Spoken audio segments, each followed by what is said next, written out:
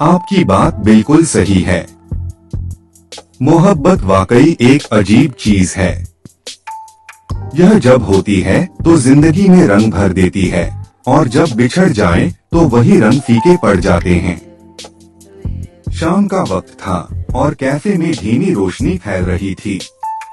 रिया खिड़की के पास बैठी थी। हाथों में कॉफी का मग था, लेकिन निगाहें दूर कहीं खालीपन में टिकी थीं। उसकी आंखों में एक अजीब सी उदासी थी, एक ऐसी उदासी जो हाल फिलहाल में उसकी पहचान बन गई थी। आज उसे अपने कॉलेज के दिन याद आ रहे थे, खासकर वो दिन जब उसकी जिंदगी में आकाश आया था। आकाश एक हंसमुख दिलदार लड़का।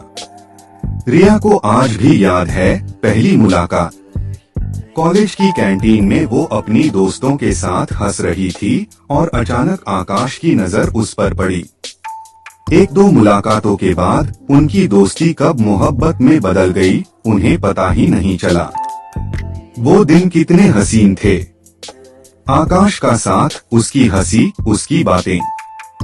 रिया को याद है कि कैसे वो घंटों लाइब्रेरी में साथ बैठकर पढ़ते थे और पढ़ाई से ज्यादा एक दूसरे की आंखों में खोए रहते थे। शामें अक्सर कॉलेज के पास वाले पार्क में गुजरती थीं, जहां तारों भरी रात में वो एक दूसरे का हाथ थामे भविष्य के सपने बुनते थे।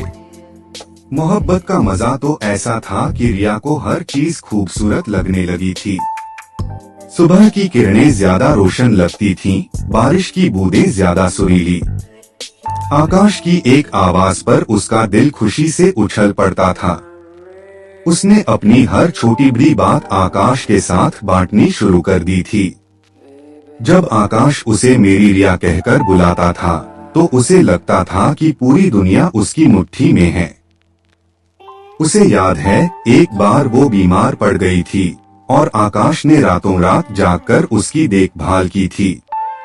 उस वक्त उसे लगा था कि उसका प्यार ही उसकी सबसे बड़ी ताकत है, उसकी सबसे बड़ी खुशी।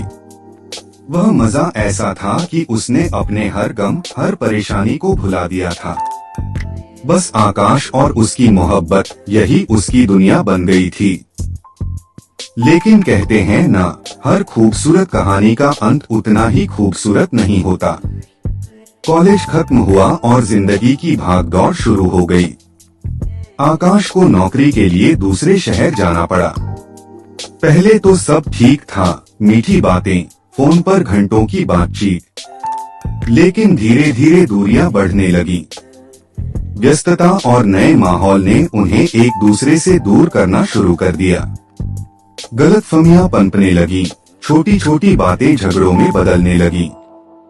रिया को याद है वो दिन जब आकाश ने फोन पर उससे कहा था, रिया, मुझे लगता है हमें कुछ वक्त के लिए अलग हो जाना चाहिए। उन शब्दों ने रिया की दुनिया हिला दी थी।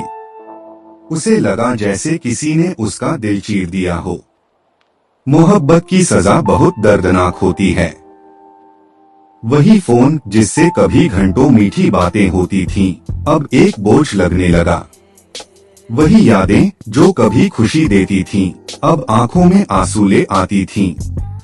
हर रात रिया तकिए में मुंह छिपाकर रोती थी।